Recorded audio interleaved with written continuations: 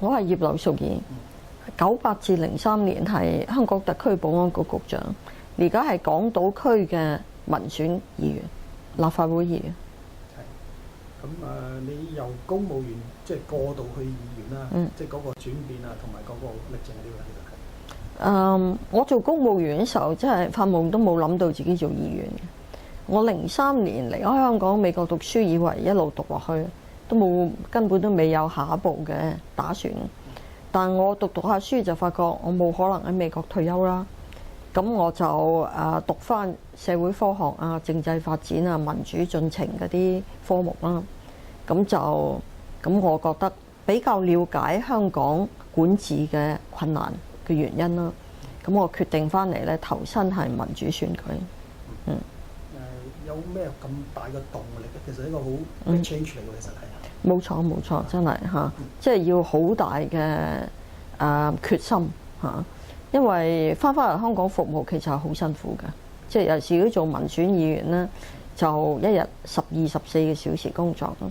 但即係我諗到咧，除非我永遠唔翻香港居住或者工作，如果我再翻嚟咧，重新為港人服務咧，我覺得經過民選嘅過程咧，得到市民直接支持咧，係有效好多咯，好過做一個純粹委任嘅官員。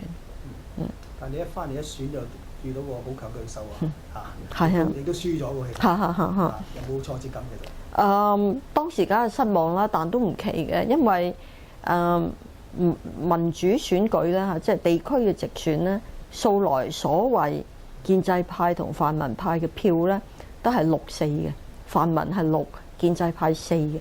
咁其實我已經攞到44% 上下票，已經好過平時，好過08嗰次嘅普選嚇。咁所以就其實諗落嘅成績都唔錯。當時你嘅對手咧，就俾人話佢係忽然民主啊。咁你係忽然公務員變議員，即係嗰個我諗我過程同佢唔同，我係喺大學重新學習嚇。我喺 Stanford 大學讀咗3年書嚇。我真係上過民主嘅課程，同埋我喺民主國家咧，英國、美國咧加埋住過6年，即係我對民主社會嘅運作咧，好處同壞處都了解。譬如好似而家加州搞到破產啦，咁點解咧我都明白啦，係嘛？因為我都成日見到佢哋係公投啊。我知你咧都即係頭先講啊，你好長時間喺政府做公務員啦，係咪？我都見你識落係公務員嗰個委員會度。咁你對於而家公務員嗰個政制嘅睇法點樣？亦都因為我琴日之前都搣過啲朋友，啲公務員佢話佢哋好慘，而家俾市民監督、媒介監督，即係做又難，唔做又難。係啊，即係我諗你講得好啱啊！而家即係回歸之後新嘅制度咧，特別係02年開始咗有問責制咧，公務員其實個制度受咗好大衝擊。以前真係行政主導啊嘛，官員做埋議員啊嘛，係嘛？即係冇乜反對聲音啊。咁而家個立法會好獨立，好多聲氣啦，傳媒亦都好即係密切咁去監察啦。加上有咗局長、副局長嚇、政治助理。個磨合咧仲係一個問題，所以我都聽到好多公務員，包括政務官，其實嘅士氣好低落嘅。而家一路有好多中高層政務官離職嘅。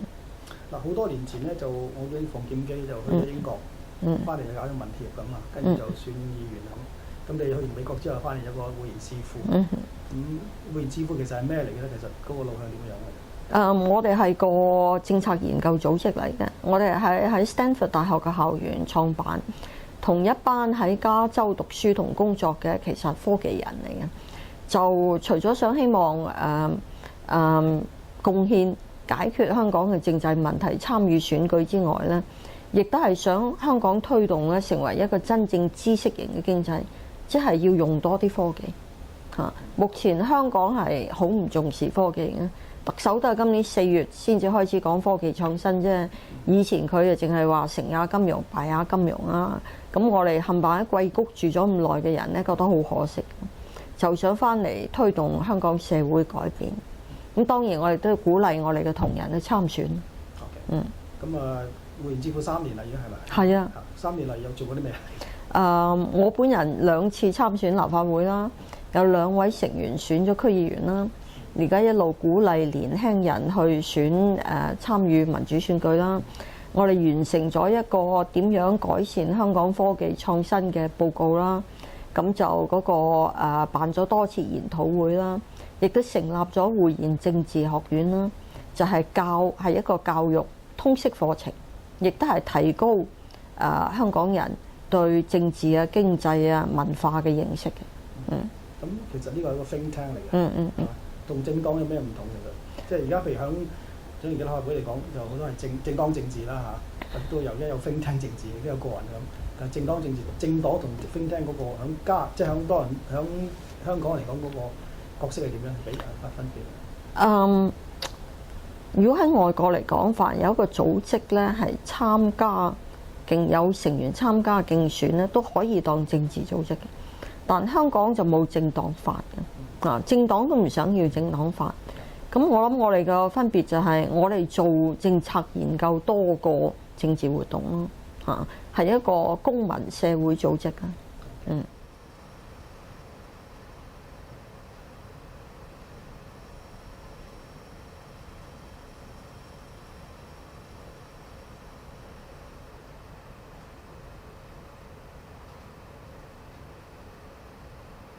比較炒得即係熱少少就話，即係5區總辭啊，或者即係23個議員齊辭職啊，甚至乎話否決方案之後重選啊，咁你自己個人睇法點樣？呢個23個議員一起辭職就真係非常之呢啲真係唔應該隨便拎出嚟做嘅嚇，應該係最後得提冇所謂嚇。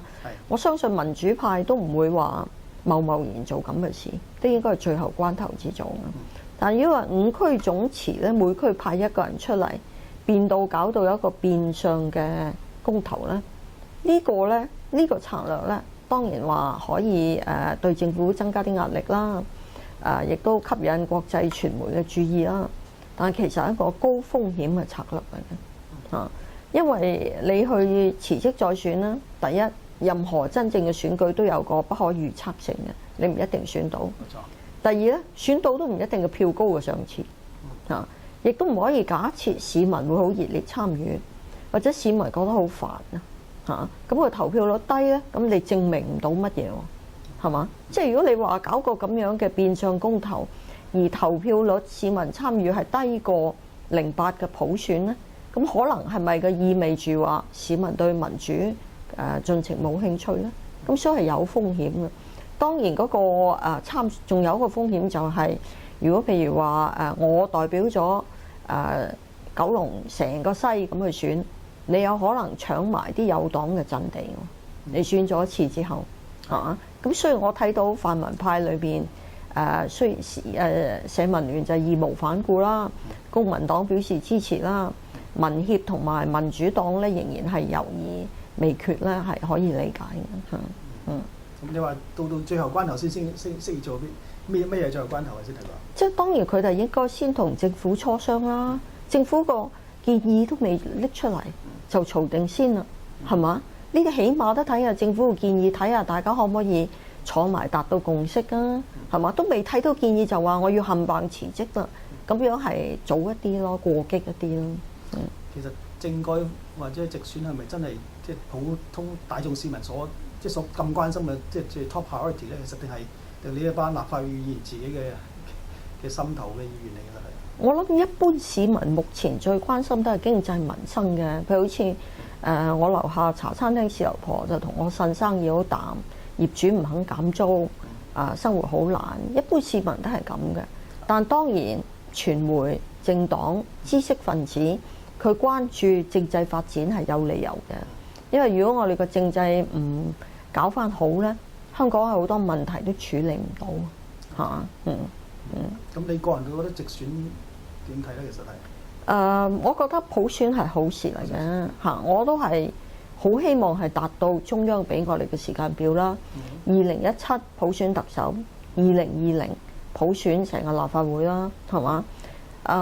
普選特首有好多好處嘅，其實嚇，因為令到嗰個第一經過選舉嘅磨練咧，嗰位特首會比較了解民意啦，同埋真係會加強佢嘅認受性，係市民選出嚟嘅嚇，就變咗佢施政係有力度啲，亦都唔需要話擔心個個月睇民調嚇，咁就變咗寸步難行。其實我覺得係好事嚟嘅。普選立法會咧就要睇下點樣達至平衡，即係等社會各階層都可以參與。你嘅意見點咧？點樣可以達至平衡咧？我喺2次07、08年選舉提出嘅政綱咧，都係1人2票啦，即係功能組別應該廢除啦，因為唔係好平等啦。嚇，有啲組別就幾千人投票，有啲係140幾人投票，有啲公司票，有啲個人票，有啲人2票，有人3票，唔係好公平啦，係嘛？咁但係就我哋好需要有社會不同階層嘅參與啦。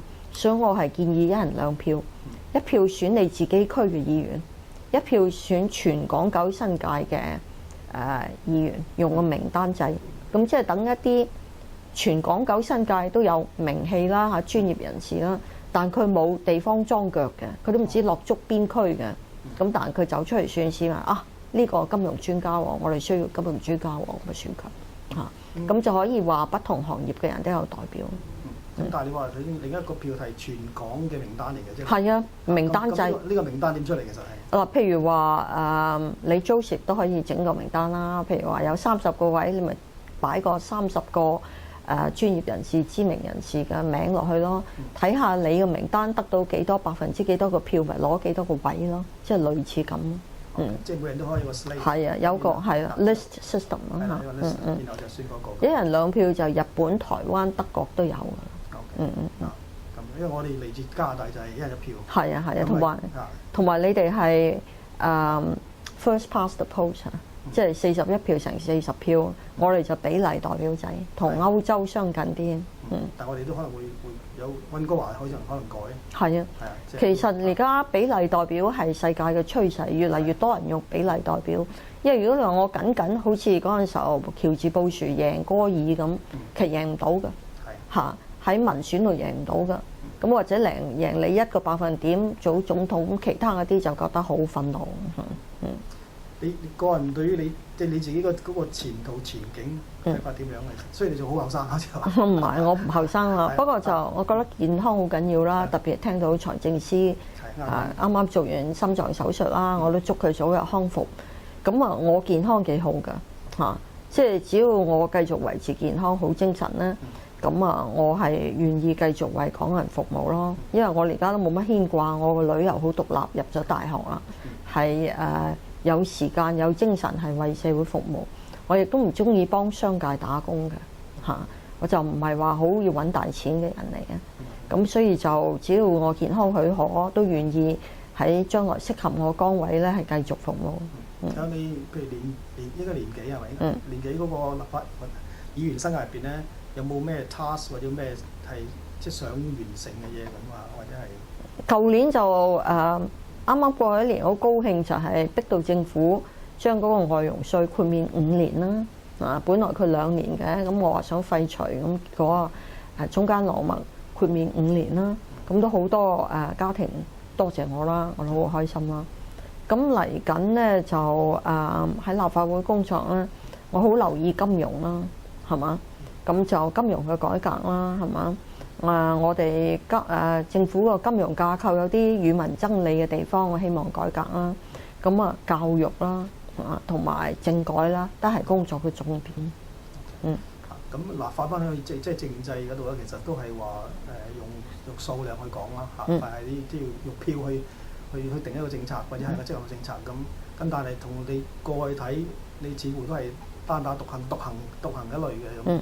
咁點樣令你嘅理念可以喺立法會能夠即係得到人認同去推廣咧咁？你呢個問題真係問得好好啦嚇！雖然我得1票，我舊年學到嘅咧就係要多啲同同事磋商，我要游說我嘅同事。有陣時亦都唔需要話去呃人哋，至緊要你嘅理念拎出嚟咧。譬如話廢除外傭稅，我係唔需要游說所有泛民派議員都支持，因為大家喺呢方面嘅立場都一樣啊嘛，係嘛？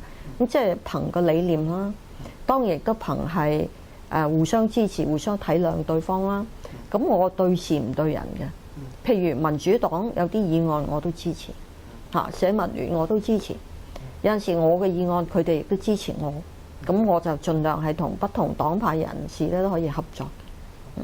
但係會唔會擴大你個 team 你個 group 咧？